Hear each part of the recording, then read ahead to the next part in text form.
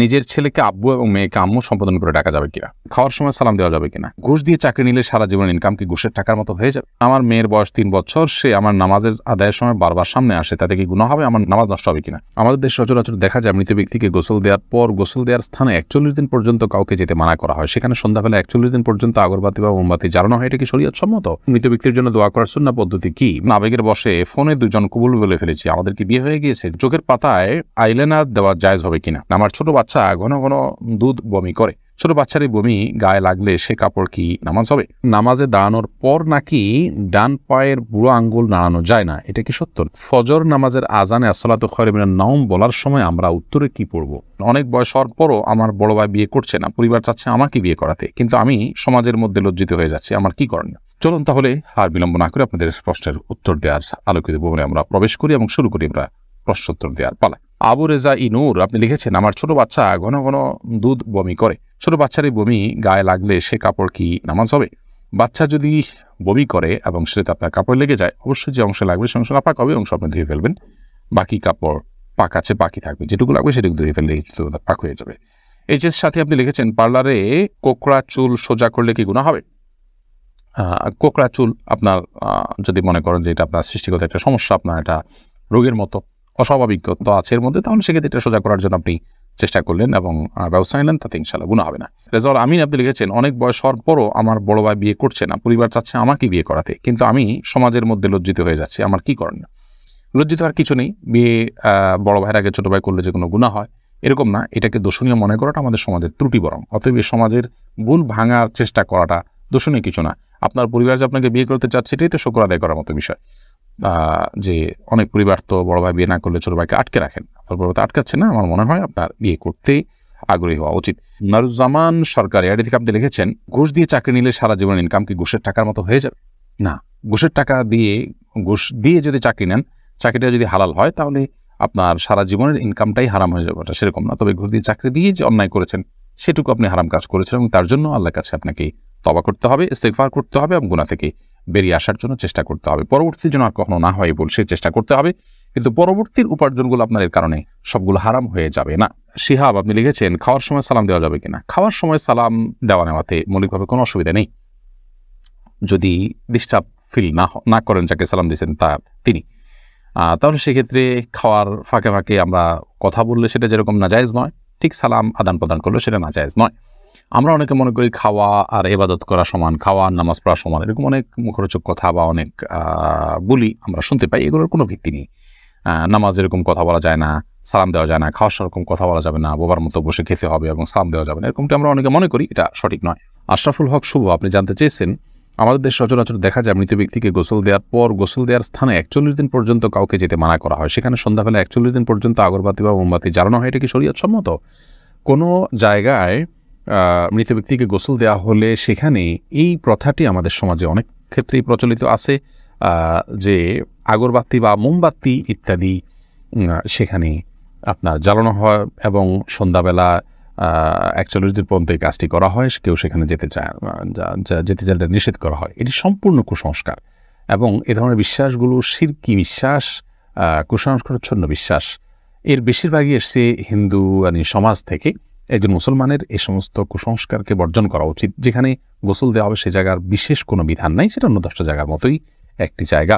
এমনি আরিফুল ইসলাম জানতেছেন, মৃত ব্যক্তির জন্য দোয়া করার সুন্নাহ পদ্ধতি কি? মৃত ব্যক্তির জন্য আল্লাহ তাআলার কাছে সাধারণভাবে দোয়া করবেন, আল্লাহ আপনি তাকে মাফ করুন, ক্ষমা করুন, ইস্তেগফার করবেন, কায়মন ওয়াক্যে আল্লাহর কাছে তার পক্ষ হয়ে সুপারিশ করবেন, ক্ষমা চাইবেন। এসএচ রুবেল, এছাড়া বিশেষ কোনো পদ্ধতি নেই, একত্র হতে হবে, লোকজন জড়ো করতে হবে, হুজুরদেরকে নিয়ে আসতে হবে, এমন কোনো কথা কোরআন হাদিসে আমাদেরকে বলা হয়নি।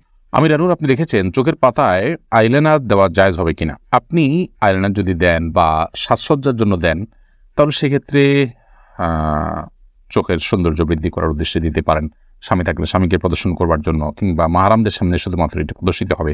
আর যদি রাস্তাঘাটে গায়ে মাহারামদের সামনে এটি প্রদর্শন করার উদ্দেশ্য হয় বা ওপেন সবার জন্য আপনি নিজের সৌন্দর্যকে প্রকাশ করার উদ্দেশ্যে দিয়ে থাকেন, তাহলে সেক্ষেত্রে এটা নাজায়েজ এবং গুনাহ হবে। ফখরুল ইসলাম মাহিন আপনি লিখেছেন, আবেগের বশে ফোনে দুজন কবুল বলে ফেলেছি, আমাদের কি বিয়ে হয়ে গিয়েছে? জি না, বিয়ে তো সহজ নয় যে আবেগের বশে দুজনে কবুল করে বলে ফেলছেন আর বিয়ে হয়ে গেছে। দুজন সাক্ষীর সামনে প্রস্তাব এবং কবুল হবে এবং অন্যান্য শর্তাদি পাওয়া যাবে, তখন সেক্ষেত্রে সেটি বিয়ে শরিয়ার দৃষ্টিকোণ থেকে বিশুদ্ধ এবং আপনার সঠিক বিয়ে হিসেবে বিবেচিত হবে। মাহমুদুল হাসান ভুঁইয়া আপনি জানতে চেয়েছেন, ফজর নামাজের আজানে আসসালাতু খায়রুম মিনান নাওম বলার সময় আমরা উত্তরে কি পড়ব? এক্ষেত্রে জমহুর ফোকাহা বা বেশিরভাগ ইমামগণের মত হলো সদাকতা ও বারারতা। আসসালাতু খায়রুম মিনান নাওম মানে হলো সালাত বা নামাজ, এটা ঘুম থেকে উত্তম। এটি যখন মুয়াজ্জিন বলবেন তখন তাকে বলতে হয় সদাকতা ও বারারতা, অর্থাৎ হে মুয়াজ্জিন তুমি সত্য বলেছ এবং ভালো বলেছ, ভালো কাজ করেছ। এই কথা বেশিরভাগ ফোকাহা একরাম বা জমহুর ফোকাহা একরাম বলতে বলেছেন মুয়াজ্জিনের জবাবে, এবং একটি রেওয়ায়েতে এটি এসছে, যদিও রেওয়ায়েতটা সনদকে অনেক মুহাদ্দিসগণ যায়ীফ বলেছেন। আর এই কারণে অন্য একদল উলামা ইকরাম বলেন যে আসসালাতু খায়রুম মিনান নাওম যখন বলবো আমরা, মুয়াজ্জিন যখন আসসালাতু খায়রুম মিনান নাওম বলবে, আমরাও আসসালাতু খায়রুম মিনান নাওম বলবো। এর কারণ হলো যে আসসালাতু খায়রুম মিনান নাওম এই বাক্যটি মুয়াজ্জিনের বাক্য, আর এক্ষেত্রে নবী আলাইহিস সালামের সাধারণ যে নির্দেশনা বুখারী মুসলিমে আসছে যে ফাকুলু মিসলা মা ইয়াকুল ইযা সামি'তুমুন নিদা, যখন তোমরা মুয়াজ্জিনের আযান শুনবে ফাকুলু মিসলা মা ইয়াকুল মুয়াজ্জিন, তখন মুয়াজ্জিন যা বলবে হুবহু তোমরা তা বলো। শুধুমাত্র হাইয়া আলাস সালাহ হাইয়া আল ফালাহর মধ্যে নবী আলাইহিস সালাম ওই হাদিসে লা হাওলা ওয়া কুওয়াতা ইল্লা বিল্লাহ বলতে বলেছেন। অতএব দুইটা বাদে বাকি সবগুলোতেই ওই হাদিসের সাধারণ যে নির্দেশনা সেটা অনুযায়ী আসসালাতু খায়রুম মিনান নাওম শুনলে আসসালাতু খায়রুম মিনান নাওম অর্থাৎ হুবহু এটা অনুকরণ করার নির্দেশনা দিয়ে থাকেন।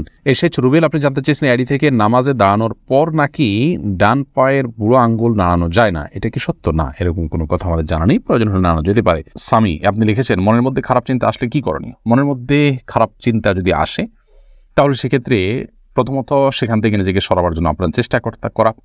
খারাপ চিন্তা যে কারণে আসে, যে জায়গায় গেলে আসে, বিচরণ করলে সেই জায়গাগুলোতে সরে আসা এটা কর্তব্য। আর আল্লাহ সম্পর্কে, আখিরাত সম্পর্কে বাজে চিন্তা ইত্যাদি অনেক সময় আসে, এরকম আসলে তাহলে সেক্ষেত্রে বাম দিকে 3 বার প্রতীকী থুতু ফেলে থু এভাবে 3 বার প্রতীকী থুতু ফেলা এবং আমানতু বিল্লাহি ওয়া রাসূলিহি পড়া এবং আউযু বিল্লাহি মিনাশ শাইতানির রাজিম পড়া, এগুলোর মাধ্যমে ইনশাআল্লাহ বিদিনিল্লাহ আমরা মনের বাজে চিন্তাকে দূর করার চেষ্টা করতে পারি। করির বেগম লিখেছেন আমার মেয়ের বয়স 3 বছর, সে আমার নামাজের আদায়ের সময় বারবার সামনে আসে, তাতে কি গুনাহ হবে? আমার নামাজ নষ্ট হবে কিনা? না, আপনার গুনাহ হবে না এবং আপনার নামাজ নষ্ট হবে না। তবে ছোট বাচ্চা আপনার নামাজের খুব বেশি সমস্যা তৈরি করবে এরকম মনে হলে অন্য কেউ থাকলে তাদেরকে দিয়ে তাকে ধরে রাখার বা তাকে নিয়ন্ত্রণ করার ন্যূনতম চেষ্টা করা উচিত। আব্দুর রহমান জানতে চেয়েছেন আমি একজন দর্জি, মহিলাদের পোশাক তৈরি করি, আমি যদি কোনো মহিলাকে তার ইচ্ছা মতো ডিজাইন জামা বানিয়ে দেই আর সে যদি সেটা পরে বেগানা পুরুষের সামনে যায়, দিকে আমার পাপ হবে? যদি এমন হয় যে পোশাকটা বানানোই হচ্ছে পাপের কাজের জন্য আপনি জানেন, তাহলে সেক্ষেত্রে তাকে সহায়তা হবে তার সেটা তৈরি করে দিলে। সেজন্য এটি তৈরি করার ক্ষেত্রে আপনি ডিনাই করা উচিত, এতটুকু এখতিয়ার অধিকার আপনার থাকা উচিত এবং ইমানি গায়রত যেটাকে বলে, ইমানি আত্মসম্মান বোধ সেটা আপনার থাকা উচিত। আর যদি এই লেভেলের সমস্যা না হয়, বরং এটা তিনি বাসায় পড়তে পারেন, তার স্বামীর সামনে পড়তে পারেন, বাহিরে পড়তে পারেন, কি করবেন আপনি জানেন না, তাহলে আপনি খুঁচিয়ে তাকে জিজ্ঞেস করার কোনো প্রয়োজন নেই এবং এর কারণে আপনার গুনাহ হবে না। তিনি যদি এটাকে অন্যায় কাজে ব্যবহার করেন ইনশাআল্লাহ আপনার গুনাহ হবে না। এস এ হাবিব আপনার প্রশ্নটি আপনি লিখেছেন নিজের ছেলেকে আব্বু এবং মেয়েকে আম্মু সম্বোধন করে ডাকা যাবে কিনা? স্নেহের জায়গা থেকে বা মমতা করে তাদেরকে আব্বু বা আম্মু ডাকতে কোনো অসুবিধা নেই। এটার উপকার্থে আব্বু আম্মু ডাকা হয়। আব্বু আম্মু ডাকার মানে এই না যে আমার কাগজে কলমে জন্মদাতা পিতা বা মাতা হিসেবে তাদেরকে ঘোষণা দিলাম, এরকম তো আর কেউ করে না। অতএব স্নেহের বসে তাদেরকে আব্বু কিংবা আম্মু ডাকাতে কোনো সমস্যা নেই।